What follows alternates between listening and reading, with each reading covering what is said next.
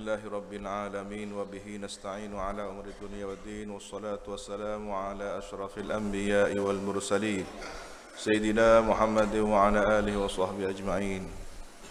قال رب اشرح لي صدري ويسر لي أمري واحلل عقدة من لساني يفقهوا قولي. أما بعد، إن أصدق الحديث كتاب الله وخير الهدي هدي سيدنا محمد صلى الله عليه وسلم وشر الأمور محدثاتها وكل بدعة ضلالة وكل ضلالة في النار. اللهم إني أعوذ بك أن أضل أو أضل أو أزل أو أزل أو أظلم أو أظلم أو أجهل أو يجهل علي. ربي زدني علما ووسع لي في رزقي وبارك لي فيما رزقتني واجعلني محبوبا في قلوب عبادك وعزيزا في عيونهم واجعلني وجيها في الدنيا والآخرة ومن المقربين يا كثير النوال يا حسن الفعال يا قائما بلا زوال يا مبدئا بلا مثال. فلك الحمد ولك المنة ولك الشرف على كل حال. وصلى الله على سيدنا محمد وعلى آله وصحبه وسلم. الحمد لله رب العالمين. أما بعد، وبالسند المتصل إلى الإمام الفقيه الأصولي النحوي المفسر جلال الدين محمد بن أحمد بن محمد بن إبراهيم المحلي، وإلى الإمام الحافظ المؤرخ الأديب المحقق المدقق جلال الدين عبد الرحمن بن أبي بكر ابن محمد بن سابق الدين الخضير السيوطي رحمهم الله تعالى ونفعنا بهما وبعلومهما وبأسرارهما وبأسرار سائر الصالحين. اللهم افتح لنا فتوح العارفين، اللهم انفعنا بما علمتنا وعلمنا الذي ينفعنا وزدنا علما، والحمد لله على كل حال. إلى تفسير قوله تعالى: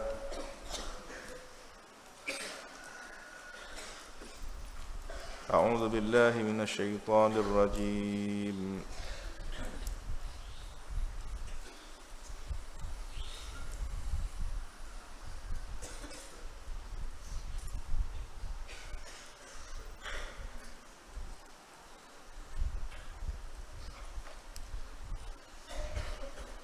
ومن أحسن دينا ممن ولله ما في السماوات وما في الأرض. Sudah. ويستفتونك في النساء ويستفتونك في النساء قل الله يفتيكم فيهن وما يتلى عليكم في الكتاب في يتامى النساء اللاتي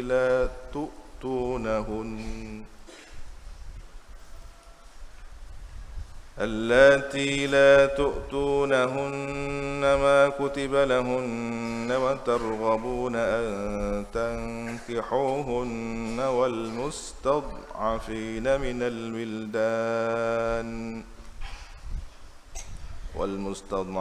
من الولدان وأن تقوموا لليتامى بالقسط وما تفعلوا من خير فإن الله كان به عليما.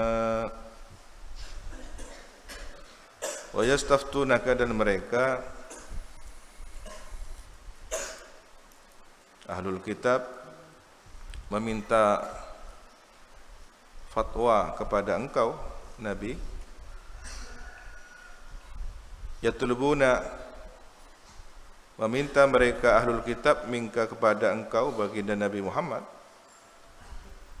sallallahu alaihi wasallam, meminta al-fatwa, fatwa fi sya'nin nisa'i tentang urusan wanita, wa mirathihinna dan hukum waris mereka.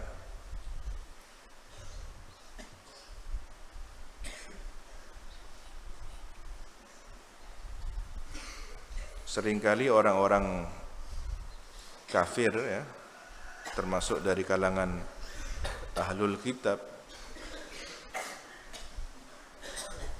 ini mengajukan pertanyaan dalam rangka tujuan yang tidak baik, ngetes, menguji kebenaran Nabi, mencoba-coba kebenaran ajaran Nabi, atau mencoba melemahkan. Mungkin boleh jadi Nabi tidak bisa menjawab. Itu yang mereka tuju,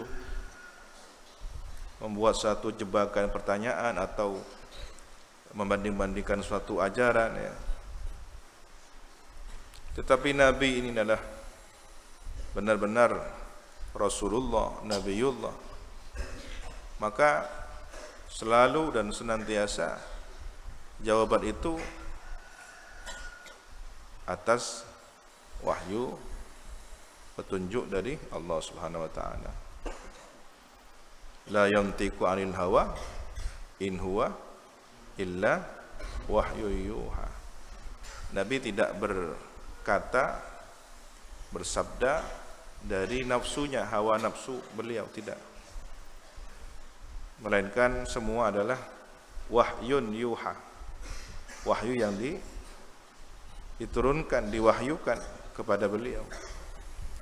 Maka ketika orang-orang mengajukan pertanyaan tentang persoalan kaum wanita dan warisannya, karena ada persoalan di zaman jahiliyah tentang diskriminasi kaum wanita. Pantaslah kalau kemudian munculnya gerakan-gerakan pembelaan kepada kaum wanita ini dari masyarakat yang hukum dan tradisinya zalim kepada kaum wanita. Gerakan feminisme dan semacamnya itu tumbuh subur dan lahir di Eropa, ketika Eropa masih di masa kegelapan ya, belum mendapatkan pencerahan dari ajaran Islam, sehingga kaum wanita dalam suatu pertemuan semacam muktamar atau pertemuan musyawarah besar tokoh-tokoh, para raja dan para pembesar Eropa, membuat satu kesimpulan bahwa wanita ini setengah manusia, setengah iblis. Menunjukkan pola pikir mereka yang sangat buruk terhadap kaum wanita. Maka feminisme muncul dari persoalan itu. Tetapi Islam membela kaum wanita. Maka Islam tidak bertentangan dengan hak-hak kaum wanita. Tidak perlu ada feminisme dalam Islam.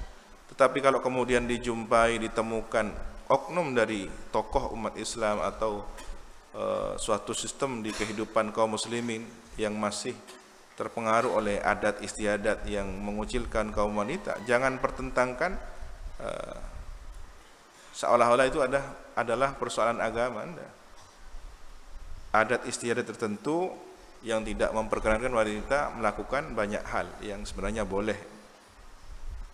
Mungkin ada satu tradisi wanita tidak boleh keluar rumah sama sekali, wanita tidak boleh beraktivitas yang sebenarnya masih posisi aman, masih pada toleransi, bisa dipantau kemaslahatan dan keamanannya ya. Karena berbeda tempat, berbeda tradisi dan pola pikir yang ada di sana. Di era tahun 40-an ke bawah ya, di Sumatera, tepatnya di daerah Aceh, sangat menjadi persoalan besar seorang wanita naik sepeda pancal ya. Sangat tabu dan itu meruntuhkan kehormatan kaum wanita. Di Jawa lebih ekstrim lagi mungkin dalam beberapa tradisi ya. Kaum wanita seolah nunut suami ya dalam segala hal. Kalau suaminya baik ya ikut baik, bahkan kalau suaminya tidak baik tetap ikut suami. Nah ini kan tidak ada tawasau bil haq, tidak ada tawasau bis sabr, tidak ada muasyarah bil ma'ruf yang menuju kepada nilai al-ma'ruf sesungguhnya. Kalau ternyata yang dipersoalkan itu adalah tradisi, jangan kemudian dituduh itu ajaran Islam. Dan di zaman jahiliyah kaum wanita sangat tertindas. Anak yang berjenis kelamin wanita mempermalukan orang tuanya karena kelak seolah-olah hanya menjadi permainan kaum lelaki saja. Tumbuhlah berkembang tradisi membunuh anak perempuan, dikubur hidup-hidup ya, sampai kemudian mati karena tidak bisa bernafas dalam pasir. Maka Nabi baginda Rasulullah SAW ketika ditanya persoalan ini, turunlah wahyu, qulillahu yuftikum fihinna. Kul, katakanlah wahai Nabi Muhammad, lahum kepada mereka, Allahu yuftikum, Allah memberikan fatwa kepada kamu sekalian. Bukan Rasulullah, tetapi ini adalah firman Allah yang Nabi hanya menyampaikan saja.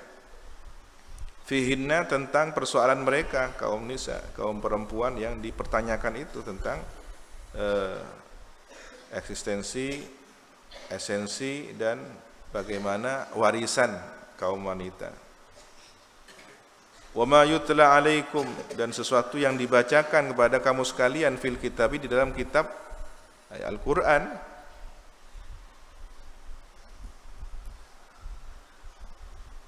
min ayatil mirathi, berupa ayat tentang warisan. Wa yuftikum, dan memberi fatwa Allah kepada kamu sekalian, aidan juga, fi yataman nisa, tentang anak yatim dari kalangan wanita.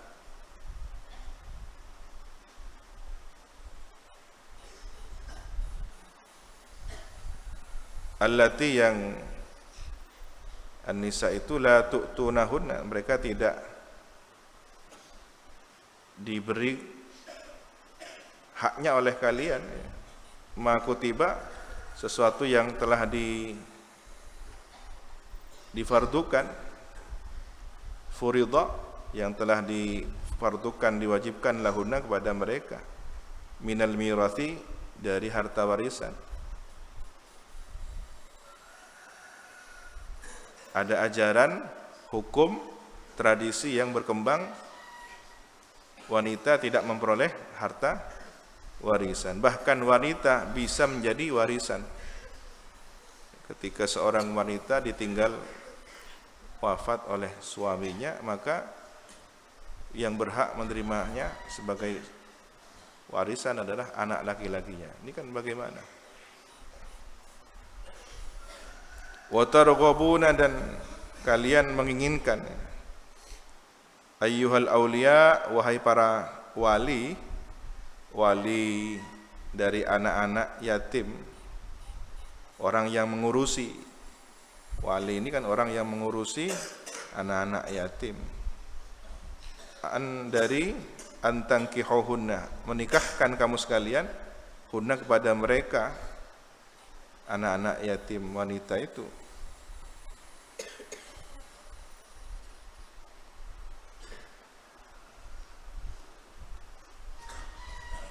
Lidamamatihinna, karena menutupi mereka, wa ta'dulunihinna, dan disimpan mereka, dan kalian menyimpan mereka, menyembunyikan mereka, disimpan sampai dirawat dewasa ya, ayatazawajna, untuk menikahkan mereka. Tama'an, karena rakus, fi mirathihinna, pada harta warisan mereka. Jadi di anak yatim perempuan itu dirawat, tapi dengan cara yang tidak manusiawi. Lebih tepatnya ya disembunyikan, ditawan, ditutupi, disimpan seperti barang kepemilikan. Tujuannya adalah agar warisan anak perempuan ini mereka bisa mengaturnya, mengambilnya. Yang diinginkan adalah warisannya. Ai artinya yuftikum, Allah memberikan fatwa kepada kamu sekalian, alla taf'alu dzalika, agar supaya tidak melakukan siapa kamu sekalian dzalika, kepada hal tersebut. Perilaku semacam itu jangan dilakukan. Seolah memelihara, merawat anak yatim perempuan, tetapi tujuannya ingin merebut hartanya. Wa fil mustad'afina, dan tentang orang-orang yang lemah. Siapa yang maksudnya mustad'afin? As-sighar, anak-anak kecil. Minal wildan, dari anak-anak ya.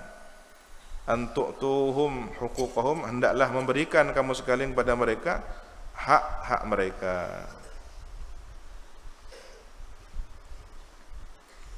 Banyak terjadi kasus ketika itu ya, anak yatim atau anak yang di bawah kepengurusan seseorang, harta anak-anak ini diambil, tidak diberikan haknya atau dikurangi haknya, diberikan pakaian yang murah, diberikan makanan sehari-hari yang tidak memenuhi gizi, tidak standar, agar mereka bisa mengambil harta itu. Wa ya'murukum, dan memerintahkan Allah kepada kamu sekalian, antaqumu lil yatama bil qist, agar supaya menegakkan kamu sekalian terhadap anak-anak yatim itu bil qist, dengan atau bil qist, menegakkan keadilan, bil adli, dengan adil, fil mirathi wal mahr, dalam persoalan warisan dan mas kawin. Jangan kemudian ini aji mumpung, ya mumpung anak yatim, tidak ada orang tuanya, kita ambil kesempatan dalam kesempitan. Jangan begitu. Hartanya, warisannya diambil. Begitu juga anak yatim wanita ketika sudah dewasa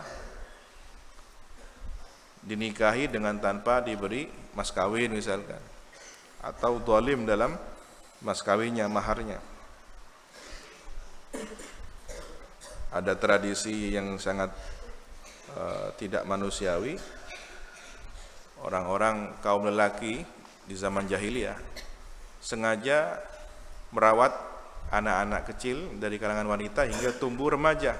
Begitu remaja, pada masa layak untuk menikah, mereka nikahi, tetapi dengan sangat tidak sesuai hak mas kawinnya, perlakuannya. Istilahnya cari murah. Sementara kalau menikahi orang wanita yang terhormat, mas kawinnya mahal. Nah, ini ada anak yatim perempuan, kemudian tumbuh dewasa, dinikahi, tetapi diperlakukan dengan cara-cara yang zalim. Ini yang terjadi di zaman itu. Maka Al-Quran mengkritik semua perilaku jahiliyah itu. Wa ma taf'alu min khairin, dan sesuatu yang kalian perbuat min khairin berupa kebaikan, fa innallaha, maka sesungguhnya Allah, kana, ada Allah, bihi, terhadap ma itu, aliman, adalah maha mengetahui. Allah maha mengetahui kepada kebaikan yang dilakukan oleh kalian. Fayujazikum, maka memberi balasan kebaikan, siapa? Allah Subhanahu wa taala, kum, kepada kamu sekalian, bihi, terhadap ma taf'alu itu min khairin.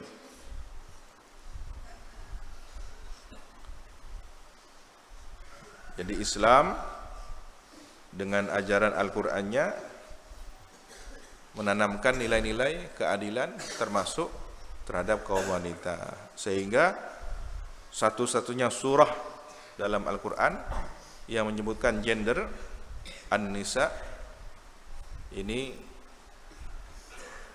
menunjukkan bahwa Islam membela hak kaum wanita yang memang di masa jahiliyah itu terzalimi. Dan hingga hari ini fenomena itu tumbuh tenggelam ya. Dalam satu kasus muncul lagi persoalan ketidakadilan pada kaum wanita. Di saat yang lain tenggelam ya, muncul tenggelam, begitu seterusnya. Kadang begini yang perlu dibedakan ya oleh para santri. Ada suatu tradisi di suatu tempat, kebetulan masyarakatnya kaum muslimin, katakanlah pesantren, tetapi yang tumbuh di sana tradisi-tradisi yang sebenarnya bukan benar-benar dari Islam, tapi tradisi setempat. Tradisi setempat. Karena tradisi ini adalah tradisi tidak baik, mengekang terlalu berat, ya, terlalu sulit, lalu dikatakan bahwa itu adalah ajaran Islam, karena yang mempraktekannya adalah tokoh-tokoh agama atau lingkungan yang identik dengan lembaga agama. Apakah kemudian yang salah adalah ajaran agamanya? Tidak, perlu dikoreksi, muhasabah lagi ya.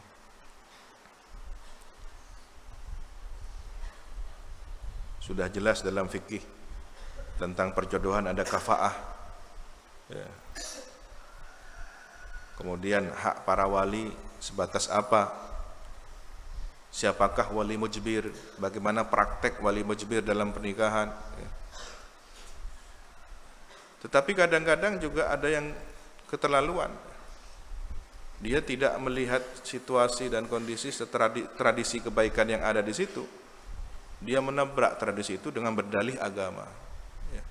Menikah tanpa restu orang tua, cari kaul yang melegalkan hukum itu. Ini kan boleh ya, padahal ada sebatas boleh, ada tingkatan adab ya. Al-Quran mengajarkan bagaimana seorang laki-laki ketika melamar wanita minta izin kepada para walinya, orang tuanya. Nah, sementara yang dia pahami adalah pendapat ulama dalam situasi kondisi tertentu. Di tengah hutan belantara ada sepasang laki perempuan yang bukan mahramnya. Kemudian di situ ada qaul yang membolehkan dengan beberapa syarat yang meringankan. Nah, ini dipraktekkan dalam kondisi normal, kan bahaya. Rusak aturan, rusak tata krama, tidak berkah rumah tangga, bermasalah di masa depan. Apakah ini yang akan kemudian dipertahankan? Tidak ya. Kembalilah kepada perpaduan yang indah antara ajaran Islam dan adat istiadat yang baik. Bukankah setiap kebaikan itu sebenarnya adalah sedekah? Artinya ada nilai kebaikan di situ. Termasuk etika ya, akhlakul karimah dalam kehidupan masyarakat. Mudah-mudahan kita semua dianugerahi akhlak yang mulia, termasuk dalam persoalan rumah tangga. Sementara hari ini kita melihat anak-anak muda, kaum remaja, karena banyak nonton film ya, film Korea, film India dan semacamnya, pola pikir sutradara masuk ke alam pikir ini. Kawin lari atas dasar cinta ya, yang kadang-kadang itu terbatas pada nilai-nilai yang tidak utuh, tidak menyeluruh. Karena pikirannya anak muda yang lebih kepada nafsu, ideal, ya idealisme.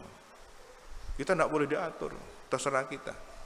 Tapi nanti di masa depan ada banyak hal yang perlu menjadi pertimbangan. Maka saya sangat bahagia, saya sangat ridho kalau kemudian para santri ini ketika memilih jodoh sampai kepada jenjang pernikahan mengikuti akhlak yang baik, etika yang baik, adab yang baik. Insya Allah yang mendoakan orang-orang baik, sehingga perjodohannya baik, rumah tangganya baik, anak keturunannya baik. Tapi kalau kemudian karpat hibi tak ndek boleh buru dari huru, nah ini kan mengkhawatirkan ya. Mudah-mudahan kita semua selamat.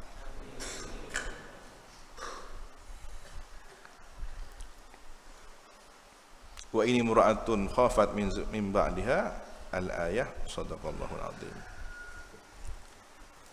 Wallahu subhanahu wa ta'ala alam. Bismillahirrahmanirrahim.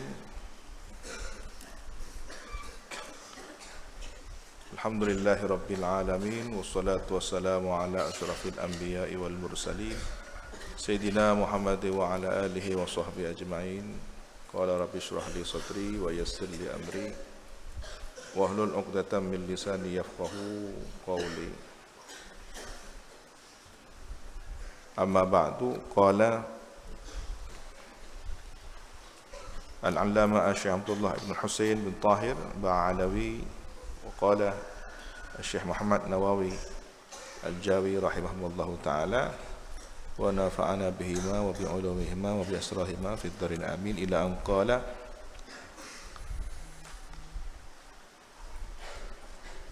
wan nadhar biqasdi ihramil warith,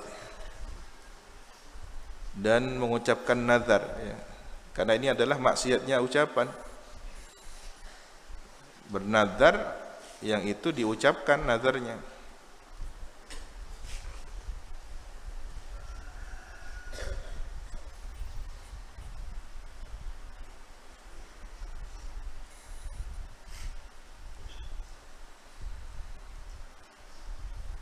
Nazar ini kan dia ingin menetapi suatu ibadah taqarrub kepada Allah Subhanahu wa taala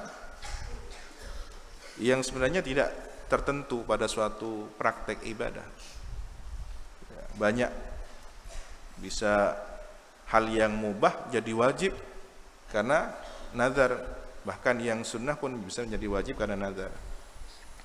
Tapi menjadi maksiat kenapa? Karena tujuannya mencegah warisan. Ya, nazar melarang warisan ya. Ini kan pada akhirnya mengharamkan yang halal kan begitu. Atau dalam contoh yang lain ya, mempersulit diri. Saya bernazar akan puasa putih seumur hidup. Ya, kalau ternyata nazar ini menyiksa dan tidak baik, solusi dari Nabi, batalkan nazar itu dengan mengganti kafaratnya, ya puasa 3 hari. Setelah itu dia tidak perlu melaksanakan nazarnya yang tidak baik itu. Apalagi maksiat ya. Saya bernazar akan melakukan kemaksiatan di tempat ini itu dan seterusnya. Ya sudah, jangan dilakukan. Jangan kemudian berlandaskan ini saya sudah nazar. Ada fenomena ya. Dulu santri untuk mendapatkan izin dari saya setelah lulusan UN pamitan, Kiai mohon izin, saya tidak rekom tapi izin pulang, padahal belum waktunya liburan. Kenapa? Ingin melaksanakan nazar. Apa nazarnya kamu nak? Jalan kaki ke Wali 9. Dia punya kewajiban di pesantren, dia terikat dengan pesantren, dia masih dalam pengawasan gurunya. Saya tidak terlalu mempedulikan ketika ada orang di luar sana, anak yang masih dalam pantauan orang tua, pamit kepada orang tuanya, mau jalan kaki ke Wali 9, direstui oleh orang tuanya, ya kan urusan mereka dengan keluarganya. Tapi ini adalah santri, saya diamanahi, dititip oleh para wali santri. Lalu dengan alasan yang cukup dianggap kuat berlandaskan fikih, nazar ini. Sekarang bertahan di pesantren dengan kondisi yang lebih aman, lebih baik, jauh menyelamatkan. Sudah, batalkan nazar itu, puasa saja sebagai kafaratnya. Jangan kemudian memaksakan diri, apalagi meninggalkan pesantren tanpa izin demi alasan suatu nazar.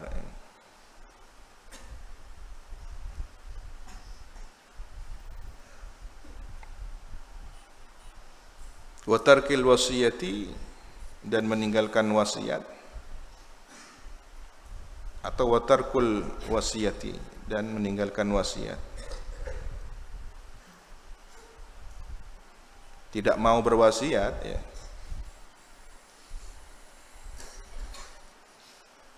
Oh benar ya, di sini benar, meninggalkan wasiat berarti menetapkan. Meninggalkan wasiat bukan berarti tidak mau berwasiat. Meninggalkan, dia meninggal dunia, ada tinggalannya berupa wasiat, bidainin, hutang, ya, au ainin, atau sesuatu, la ya'lamuha, suatu hal yang tertentu, ya, yang tidak mengetahuinya, ghairuhu, selainnya. Harus diketahui orang lain. Jangan berwasiat yang tidak diketahui orang lain. Kan nanti ketika meninggal dunia yang akan melaksanakan wasiatnya ahli waris. Wal intima ila ghairi abihi wallahu subhanahu wa ta'ala alam bisawab. Rabbi zidni ilma, Rabbi zidni. Subhanakallahumma wa bihamdika asyhadu an la ilaha illa anta astaghfiruka. Sallallahu ala sayyidina Muhammadin. Ya Rabbana اعترفنا بأننا اقترفنا وأننا أسرفنا على لظى أشرفنا وتب علينا توبة تغسل لكل حوبة واستر لنا العورات وآمن الروعات واغفر لوالدينا ربي ومولودينا والآل والإخوان وسائر الخلان وكل ذي محبة أو صحبة والمسلمين أجمع آمين ربي أسمع فضلا وجودا منا بالمصطفى الرسول نهضى بكل صول صلى وسلم ربي عليه عند حبي وآله والصحب عدد طش الصحب والحمد للإله في البدء والإله. السلام عليكم ورحمة الله وبركاته. توكلوا على الله لا حول ولا قوة.